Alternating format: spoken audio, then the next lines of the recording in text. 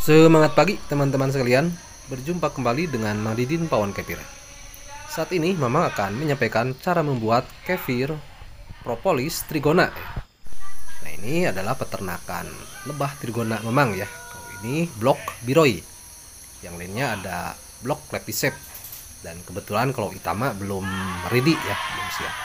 Nah, di depan peternakan Mamang ini kebetulan ini sedang ada adik-adik siswa yang hiking ya. Nah, untuk membuat kefir propolis trigona itu mungkin akan Mamang terangkan dulu dari awal. Yang mana sebetulnya propolis lebah trigona itu ya. Jadi apakah madunya atau bagian yang mananya?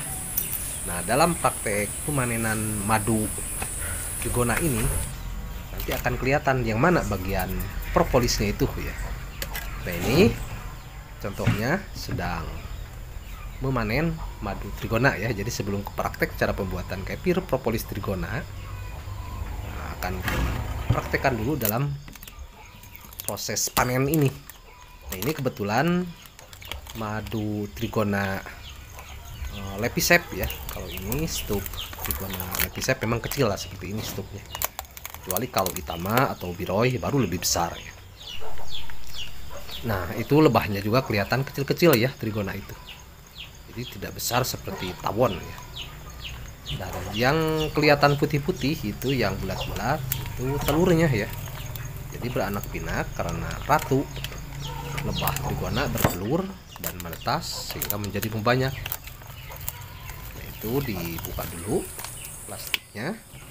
Dan nampak itu kelihatan ada yang hitam-hitam ya, yang nempel di dinding stuk.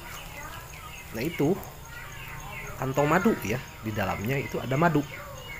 Nah, kantong madu itu disebut propolis. Yang ada di dalamnya yaitu disebut madu ya. Jadi ketika diperas, air perasannya itu disebut madu, madu murni trigona. Dan ampas perasannya itu atau kantong madu yang hasil ampas perasannya itu disebut dengan propolis. Nah, ini kelihatan bulat-bulat ya trigona itu. Di kantong madunya itu disebut propolis dan di dalamnya itu cairan itu disebut madu. Nah, kalau yang kuning-kuning di dalamnya itu disebut bipolen. Nah, ini juga kantong madu ya, yang di dalamnya ada madu. Kantong madunya disebut propolis ya, dan cairannya di dalamnya disebut madu. Jadi kalau panen madu trigona itu berbeda dengan jenis madu biasa ya, yang kalau menurut banyak penelitian itu dikabarkan bahwa kandungan nutrisinya 4 kali lipat lebih tinggi dari madu biasa ya. Ini panennya sedikit-sedikit saja karena tidak boleh dipanen 100% ya, karena nanti bisa stres dan mereka bisa kehilangan makanan buat anak-anaknya yang baru menetas ya. Jadi memang mengambil dari beberapa stuk ini, diambil sedikit-sedikit saja. Ini hanya untuk contoh praktek saja ya, untuk mengetahui yang mana sebetulnya yang disebut dengan propolis itu, yaitu kantong madu ya. Kalau yang di dalamnya cairannya itu disebut madu. Nah, ini juga ya kelihatan sudah didapat kantong madu ya, berikut madunya di dalamnya ya. Nah, berikutnya sekarang ini tinggal diperas saja ya. Nah, ketika diperas kantong madunya, maka akan keluar cairan madunya. Jadi akan terpisah antara propolis dengan madu ya. Madunya disaring dan diboting, dimasukkan ke botol, itu disebut dengan madu murni trigona ya. Yang nampak jauh lebih cair daripada madu-madu biasa. Itu adalah karakter dari madu trigona ya. Dan ampas perasannya itu disebut dengan propolis ya, kantong madunya itu. Nah, madunya disimpan di botol dan propolisnya nanti akan difermentasi menjadi kefir propolis trigona. Nah, ini setelah disaring ya. Nah, itu yang disaring madunya ya itu. Dan ini adalah propolisnya ya, atau kantong madunya yang hasil pemerasan, atau bisa juga disebut dengan ampas perasan madu trigona ya. Itu disebut propolis ya. Nah, ini contoh sedikit saja. Nanti yang akan dipraktekkan untuk difermentasi itu Mama akan contohkan sebanyak 1 kilo ya. Ini hanya untuk contoh agar mengetahui yang mana sebetulnya propolis trigona itu ya. Nah, ini propolis trigona itu ya. Adapun manfaat dari propolis trigona itu banyak penelitian, teman-teman bisa searching ya. Dan sebagiannya mungkin akan Mamang tampilkan juga nanti di deskripsi, bisa teman-teman periksa ya. Nah, ini madunya ya.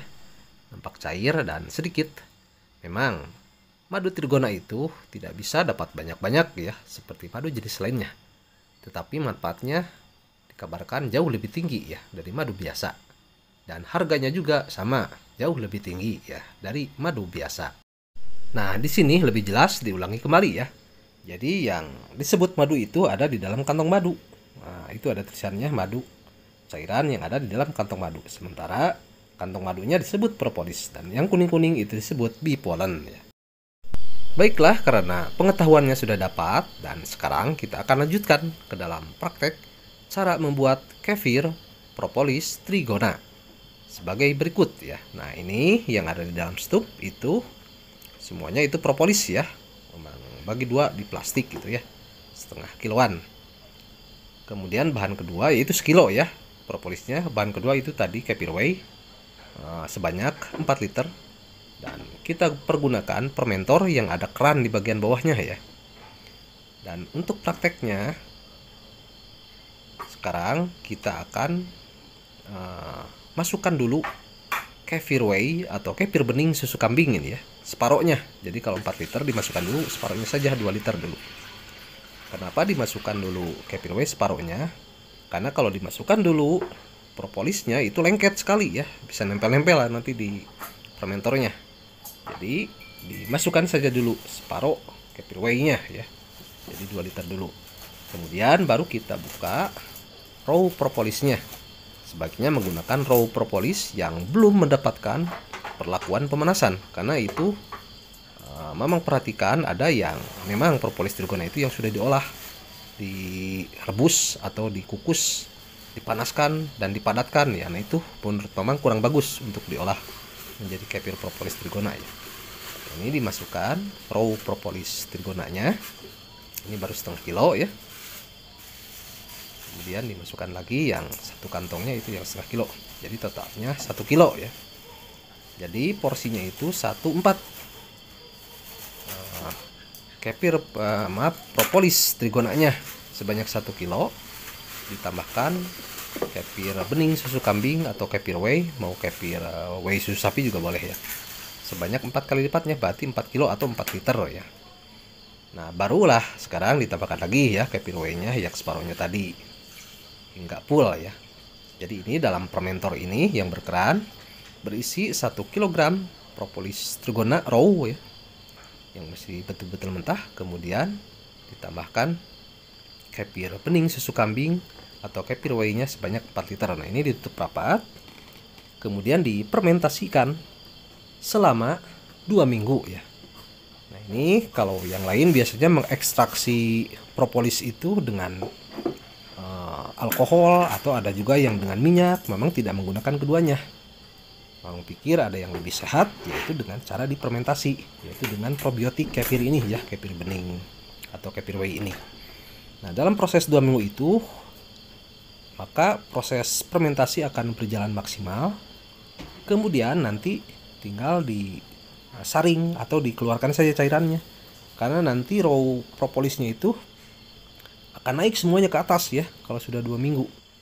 Dan di bawahnya ada cairan bening kecoklatan ya. Nah, nampak seperti ini yang sudah jadi ya. Jadi kalau sudah 2 minggu difermentasikan, tinggal dikeluarkan saja pada keran ya. Dan itu akan menjadi kefir propolis trigona ya. Nah, demikianlah teman-teman sekalian bagaimana cara membuat kefir propolis trigona ya. Kalau untuk cara cepat bisa seperti yang tadi.